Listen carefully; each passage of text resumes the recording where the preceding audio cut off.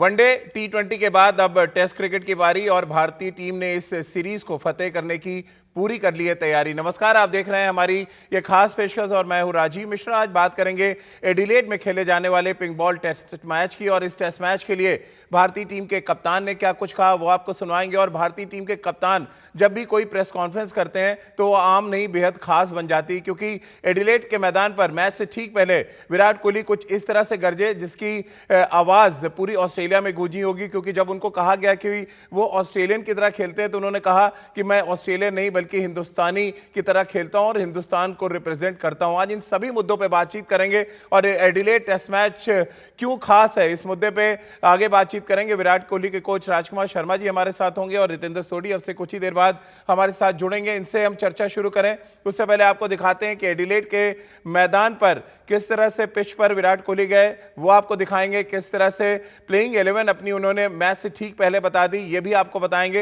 लेकिन उससे पहले सबसे पहले जिस माइंडसेट की बात विराट कोहली ने की है उस माइंडसेट को जानना बहुत जरूरी है, क्योंकि विराट ने खुलेआम इस बात का ऐलान कर दिया कि वो हिंदुस्तान को रिप्रेजेंट करते हैं और इससे कोई फर्क नहीं पड़ता कि वो कोई सामने वाली टीम उनको ऑस्ट्रेलियन समझता है या कुछ और। क्या कुछ विराट कोहली ने अपनी प्रेस कॉन्फ्रेंस में कहा और एडिलेड मैच को लेकर विराट कोहली कितने तैयार हैं और कितने बेकरार हैं।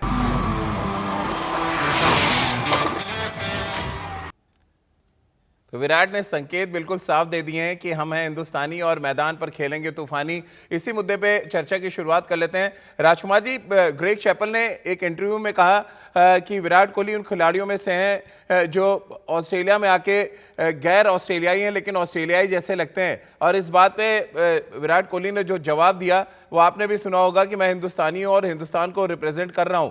कैसे आप देखते हैं, इससे खलबली थोड़ी ऑस्ट्रेलिया में जरूर मची होगी, क्योंकि विराट अब अपनी पहचान लेके ऑस्ट्रेलिया जाते हैं, ना कि 2014 में जिस तरह से विराट गए थे तब कुछ और बात थी और अब कुछ और बात है।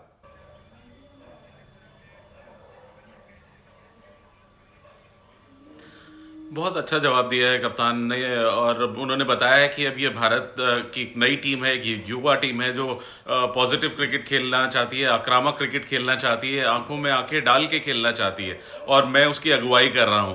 तो एक बहुत क्लियर संदेश है और बड़ा आक्रामक संदेश है राजीव ये ऑस्ट्रेलियंस के लिए कि भारतीय टीम अब वो टीम नहीं है पुरानी जो अगर आप उनकी स्लेजिंग करेंगे तो वो सर झुकाकर सुनते रहेंगे, जवाब नहीं देंगे। अब भारत उस पलट के जवाब देते हैं। भारत के पास पूरा असला है। पहले वो लोग हमारे बल्लेबाजों को बाउंसरों से थोड़ा डराते थे, लेकिन अब हमारे पास ऐसे फास्ट बॉलर हैं जो उनको धमकाने के काबिल हैं और उनमें समर्थ है कि वो ऑस्ट्रेलियाई बल्लेबाजों को धमका सकते हैं। बिल्कुल कॉन्फिडेंट है, पॉजिटिव क्रिकेट खेल रहे हैं। साथ ही विराट कोहली ने यह भी कहा कि ये आज के युग की हिंदुस्तान की टीम है, इसके क्या मायने निकाले जाएं?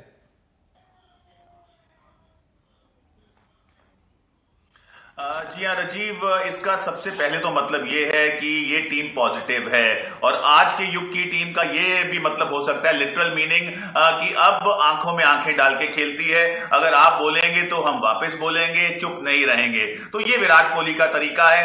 ऐसा नहीं है कि अगर पहले के कप्तान वापस नहीं बोले लेकिन उनका बल्ला बोला तो वो गलत थे। तो जी हाँ, Virat Kohli is very expressive. तो उन्होंने दिखाया है बार बार कि मैं लड़ सकता हूं, मेरी टीम लड़ सकती है। तो अब चुनौतीपूर्ण ये सीरीज आ गई है जहां पे विराट कोहली बहुत से क्रिटिक्स को शांत कर सकते हैं। जी हां, खुद तो पहला टेस्ट मैच खेलेंगे लेकिन ये बड़ा मौका है खुद रन्स बनाएं और अगर भारत को जिता जाते हैं तो जो कॉन्फिडेंस वो देके जाएंगे अगले 3 टेस्ट मैचेस के लिए, I think that will be priceless. बिल्कुल। और प्रेस कॉन्फ्रेंस में दो बड़ी इंपॉर्टेंट बात थी। पहली बात जो हिंदुस्तानी होने के बारे में बहुत प्राउड तरीके से उन्होंने कही, उस पर हमने चर्चा की।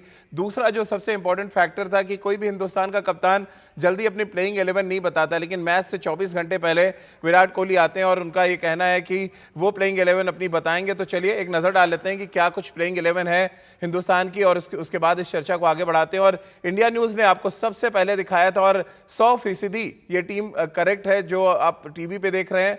लगभग 48 घंटे पहले हमने ये टीम आपको दिखाई थी। पृथ्वी शॉ, मयंक अग्रवाल पारी की शुरुआत कर रहे हैं, यानी कि शुभमन गिल के लिए कोई जगह नहीं है। इसके अलावा मिडिल ऑर्डर लगभग वही है जो हमने दिखाया। रिद्धिमान साहा टीम में है, आर अश्विन है और उमेश यादव का एक्सपीरियंस नवदीप सैनी और मोहम्मद सिराज पर भारी पड़ा। और रितेंद्र, ये भी एक बहुत अच्छी पहल है कि आप इंतज़ार ना करवाएं कि आप टॉस तक वेट करें और उसके बाद प्लेइंग 11 बताएंगे।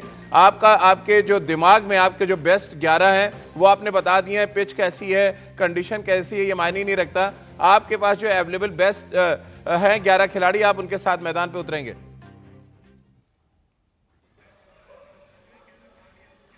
जी हाँ, बिल्कुल राजीव, ये दर्शाता है जो क्लैरिटी है 11 खिलाने की या कंडीशंस की, वो विराट कोहली के जहन में पूरी तरह कंप्लीट है। वो जानते हैं कौन सी 11 खेलेगी, और ये अच्छी बात इसलिए है क्योंकि आपको अपने रोल्स पता हैं। मैच से एक दिन पहले जब आपको पता है आप 11 में खेल रहे हैं, आप तैयारी कर सकते हैं। जो भी आपकी प्रेपरेशन आप कमरे में करते हैं, मेडिटेशन करते हैं, फोकस करते हैं, वो सब कर सकते हैं। लेकिन बहुत बार ऐसा होता है आपको कुछ मिनट पहले पता चलता है आप 11 में खेल रहे हैं, तो तब भी आप अडेप्ट तो करते हैं, लेकिन कहीं ना कहीं वो प्लेयर के साथ जस्टिफाई नहीं होता है। तो विराट कोहली ने अपने संकेत पूरे खोल दिए हैं और दिखा दिया है कि ये इनकी बेस्ट 11 है। और अब देखना इंटरेस्टिंग रहेगा कि कैसे ये कल pink ball all important test match में ऑस्ट्रेलिया को मुंह की खिलाते हैं। राजकुमार जी, प्लेइंग 11 जो मैं देख पा रहा हूं, पृथ्वी शॉ क्योंकि पहले ओपनर के तौर पे टीम में चुने गए, इसलिए उनको प्रेफरेंस दी गई। शुभमन गिल के फॉर्म को दरकिनार किया गया। फिर आर अश्विन का टीम में होना और उसके बाद उमेश यादव का एक्सपीरियंस एक बार फिर काम आया। आपको लग रहा है जो पहली 11 शायद सेलेक्टर्स के जहन में थी उसी को कंटिन्यू किया है कप्तान ने, या कुछ आपको लग रहा था कि चेंजेस होंगे जो नहीं हुए?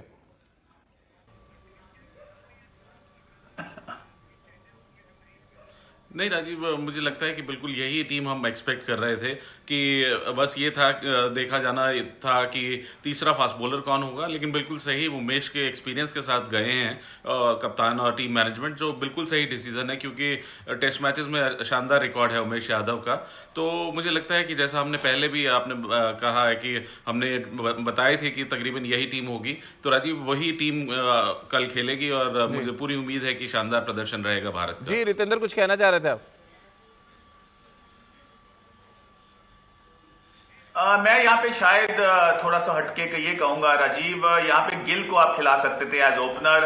अगर आप पृथ्वी को पहले खिला रहे हैं, बहुत इंपॉर्टेंट टेस्ट मैच है, ये मोमेंटम और टोन सेट करेगा आगे की सीरीज के लिए। और विराट कोहली मौजूद नहीं होंगे, रोहित शर्मा अवेलेबल नहीं होंगे। अगर हम अगले टेस्ट मैच की बात करते हैं तो कहीं ना कहीं अगर गिल को आप खिलाते तो उनको कॉन्फिडेंस देते, और फास्ट बॉलिंग को बहुत सक्षम खेलते हैं। जी हाँ, मौका है पृथ्वी के लिए, बट ये मेरा पर्सनल ओपिनियन है कि गिल को अगर मौका दिया जाता पहले तो शायद कारगर होता।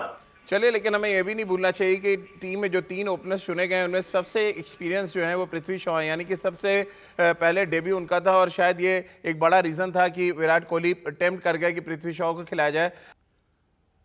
तो विराट की बात को अगर आप बहुत ध्यान से सुने तो एक बात तो साफ है कि ऑस्ट्रेलिया के खिलाफ अगर आप टेस्ट क्रिकेट खेलने जा रहे हैं तो एक दिन में आपको 3 मैचेस खेलने पड़ सकते हैं, यानी कि एक सेशन कुछ और होगा, दूसरा सेशन कुछ और होगा और तीसरे सेशन में बाजी अचानक पलट सकती है। और राजकुमार जी, क्या इस बात से सहमत हैं? विराट ने तो ऐसा संकेत दिए कि ऑस्ट्रेलिया के खिलाफ अगर आप टेस्ट मैच खेल रहे हैं तो फिर आपको एक दिन में 3 मैचेस भी खेलने पड़ सकते हैं, यानी कि 3 अलग अलग तरह के सेशन के लिए आपको तैयार रहने पड़ेगा। बिल्कुल राजीव, देखिए बहुत कॉम्पिटिटिव क्रिकेट खेलते हैं, बहुत एग्रेसिव क्रिकेट खेलते हैं ऑस्ट्रेलियंस, और कभी भी किसी भी स्टेज पे वो मैच छोड़ते नहीं हैं। तो आपको बिल्कुल फोकस्ड रहना पड़ता है, किसी भी स्टेज पे आप रिलैक्स नहीं रह सकते। तो एक बहुत शानदार टीम है ऑस्ट्रेलिया, तो भारत को पूरी तरह से चौकन्ना रहना होगा और किसी भी सेशन में आप कॉम्प्लेसेंट नहीं हो सकते। बिल्कुल, और सेशन के साथ साथ पिच का भी मिजाज आपको ध्यान में रखना पड़ेगा। तो एक रिपोर्ट आपको दिखाते हैं कि एडिलेड की पिच क्या कुछ कहती है और इस पिच पे टॉस जीतना और सही कॉम्बिनेशन खिलाना कितना इंपॉर्टेंट है, और खास तौर से तब जब पिंक बॉल टेस्ट मैच की बात की जाए। तो वाकई बहुत आंकड़े दिलचस्प भी हैं और साथ ही थोड़ा सा आपको तैयार रहने के लिए भी कह रहे हैं। और ख़ास तौर से टॉस को लेकर विराट कोहली बहुत सजग होंगे, क्योंकि एडिलेड में जब भारतीय कप्तान ने टॉस जीता उसका इम्पैक्ट नज़र आया है। वो चाहे 2003-04 के दौरे की बात करें जब भारतीय टीम ने टेस्ट मैच जीता, या पिछला दौरा हम याद करें। और रितेंद्र, पिच आपने भी देखा, तस्वीरें देखकर थोड़ा तो अंदाज़ा लग ही जाता है, और इस बात का अंदाज़ा तो लग रहा है कि एक फ्लैट ट्रैक पे ये सीरीज़ का पहला टेस्ट मैच शुरू होगा। जी हाँ राजीव, ऑल इंपॉर्टेंट टॉस है, हम सब जानते हैं। इस विकेट पे रन्स बनते हैं और भारत के पास सक्षम बल्लेबाजी है, तो भारत जरूर चाहेगा कि टॉस जीता जाए। बट आप भी क्रिकेट खेले हैं तो हम सब जानते हैं टॉस किसी के हाथ में नहीं है। But end of the day अगर हम टॉस नहीं भी जीते हैं, हमारी बॉलिंग बहुत सक्षम है, तो ये मैच बराबर का रहने वाला है। और ऑस्ट्रेलिया किसी भी लिहाज से भारत को हल्के में नहीं ले सकती और वो जानती है कि विराट कोहली का ये आखिरी टेस्ट मैच है ऑस्ट्रेलिया धरती पे, वो वापस आएंगे, तो Virat Kohli will leave no stone unturned इस मैच को जीतने के लिए। बिल्कुल। और दूर से जो तस्वीरों में नजर आ रहा है राजकुमार जी, बहुत सपाट पिच लग रही है, लेकिन जो मुझे चिंता है या विराट कोहली ने भी वो चिंता जताई वो है कि 3 डिफरेंट रोशनी में आपको बल्लेबाजी करनी है। दिन की शुरुआत में आप बैटिंग करेंगे, दोपहर में, फिर शाम के टाइम में और फिर रात के टाइम।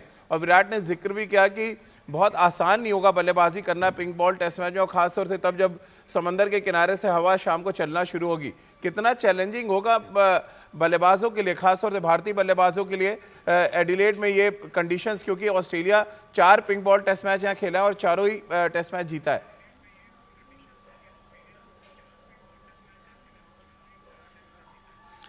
देखिए, बड़ा चैलेंज होगा राजीव, क्योंकि बहुत ज़्यादा एक्लेमेटाइज नहीं है इन सिचुएशन से भारतीय बल्लेबाज या भारतीय टीम।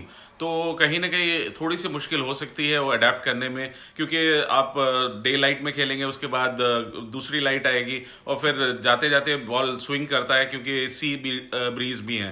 तो बहुत सतर्क रहना होगा और जितना जल्दी भारतीय बल्लेबाज इन कंडीशंस को अडेप्ट कर लेंगे उतना ही अच्छा होगा भारत के लिए।